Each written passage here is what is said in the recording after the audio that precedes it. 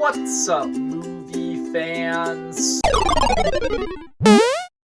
Guys, yesterday I saw a movie that I have been anticipating for nearly 3 years now, Dune Part 2. 3 years ago in 2021, when the first Dune came out, I watched it completely blind. I knew nothing about the movie going in. I didn't watch a single trailer. I didn't know what it was about. I'd never read the book. I'd never seen the original 1980s movie. I knew nothing about the movie.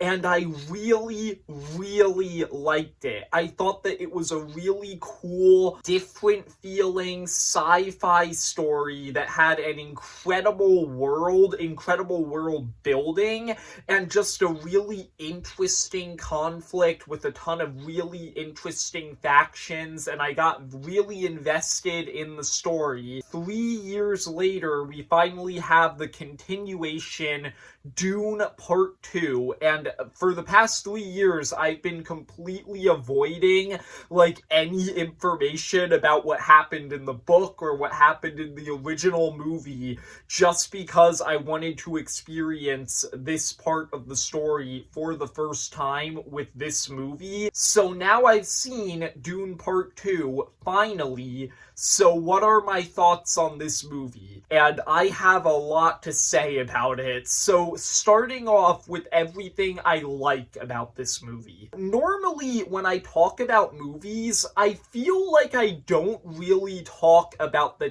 technical aspects enough. I feel like I mainly focus on story and character because that's just the stuff that interests me more, and I never really focus enough on the technical aspects of actually making the movie. I physically cannot do that with Dune Part 2. I feel like I would be committing a crime if I do that, because this movie's technical aspects are incredible. This movie looks and sounds amazing. The cinematography in this movie is phenomenal. Just every single shot in this movie looks beautiful. Even minor shots that don't really matter that much. They put effort into making sure that every single frame of this movie was something that you could put in the trailer. It all just looks amazing. And then add to it, the set design in this movie is incredible. A lot of it is carried over from the first movie, but just the locations, the different gadgets that they have in this movie, all of that stuff, it all just looks so interesting and unique, and it makes you truly feel like you're watching a story that's happening in a different, unique world. It's very immersive. These are all things that were true about the first movie too, but I thought that this movie did them even better. The sound design in the movie is amazing. Just a lot of the sounds in it are really unique and interesting and creative, and they really pack a punch. The music is amazing. Just every technical aspect of this movie was incredible. I truly think that you need to see this movie in theaters.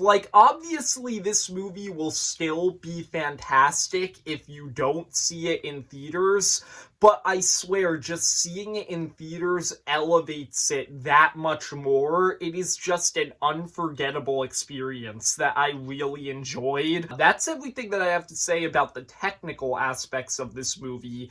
Now let's get into the story. And oh my gosh, the story in this movie is amazing. I liked the story in the first Dune. Like I said, I was very invested in it, but this movie just takes everything that the first Dune did well, and it elevates it into something that's just much better. I think that the main character, Paul, in this movie, The journey that he goes on in this film was something that I really wasn't expecting. He has a very interesting character arc in this movie, and he goes on quite a transformation throughout it. He is a different person at the end of the movie than he was at the beginning of the movie, and I thought that it was really interesting to see that transpire. The arc that he goes on is kind of similar to the traditional hero's journey that you see in like every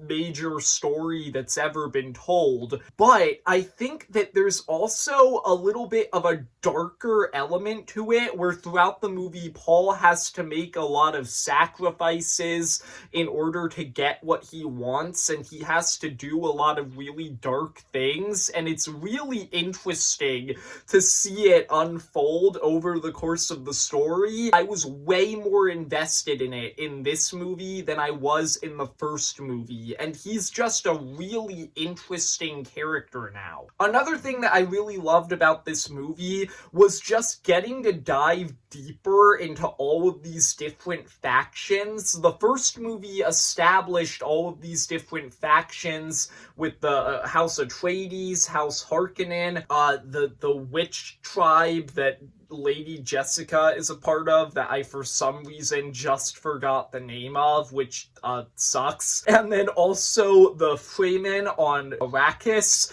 Just all of those different factions that were established in the first movie get dived into way deeper in this one, especially the Fremen. Some of my favorite parts of this movie were just exploring the Fremen and their culture. This movie dives into it a lot. Two of my favorite characters in this movie were Stilgar, who's the leader of the Fremen tribe that we're following throughout the movie, and then also Zendaya's character. Chani gets a lot more to do here, and she is so interesting. Her perspective on the conflict and her relationship with Paul and how all of that changes throughout the movie. She is one of my favorite characters. She is just such an interesting, compelling character.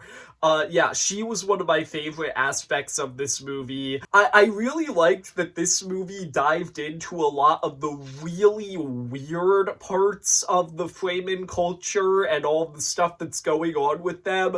I can't really go into what I mean by that for spoiler reasons, but just the stuff that happens with Jessica, Paul's mother, in this movie is so weird, but it was also really compelling. The Harkonnens in this movie, they are really, really hateable villains in this movie. Like, obviously you hated them in the first movie because of all the terrible stuff that they did to House Atreides, but in this movie they're just way more brutal and ruthless and evil, and you just want to see them defeated.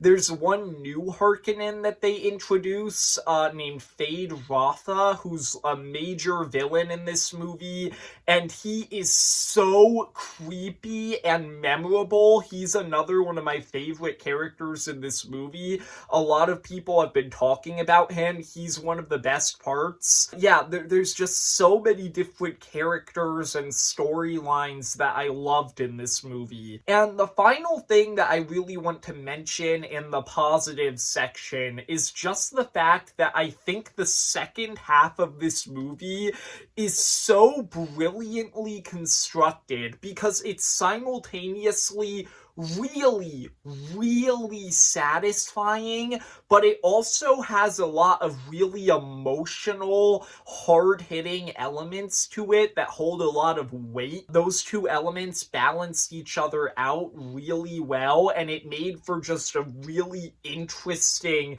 second half of this movie. That's all of the stuff that I liked about Dune Part 2. Now let's get into all of the stuff that I disliked, and there's literally only one minor thing that I disliked about this movie. There's a portion in the middle of the movie that's like 15 to 20 minutes long. I think it was 20 minutes, where Paul and the Fremen and all the main characters that we're following are completely absent, and it's just 20 minutes of the Harkonnens and the Emperor, like the villains of the movie.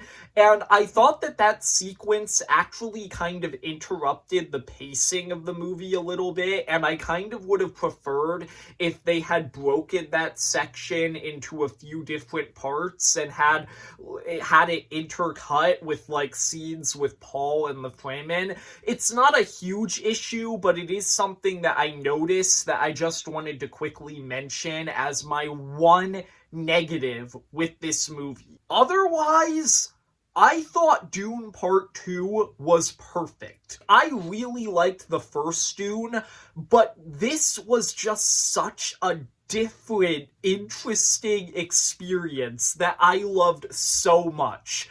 I think I'm going to give this movie a 10 out of 10. Like, the one problem that I had with it was so minor that it barely even matters, and everything else about this movie was perfect. So this movie is a 10 out of 10 to me. This is the first movie that I've seen in 2024 so far, and I can already guarantee that this movie is going to be number one on my list at the end of the year. There's just no way that it's not number one at the end of the year. That's all my thoughts on Dune Part 2. I hope you enjoyed. If you did, leave a like and subscribe. Comment down below, what are your thoughts on Dune Part 2 if you've seen it, and see ya, movie fans.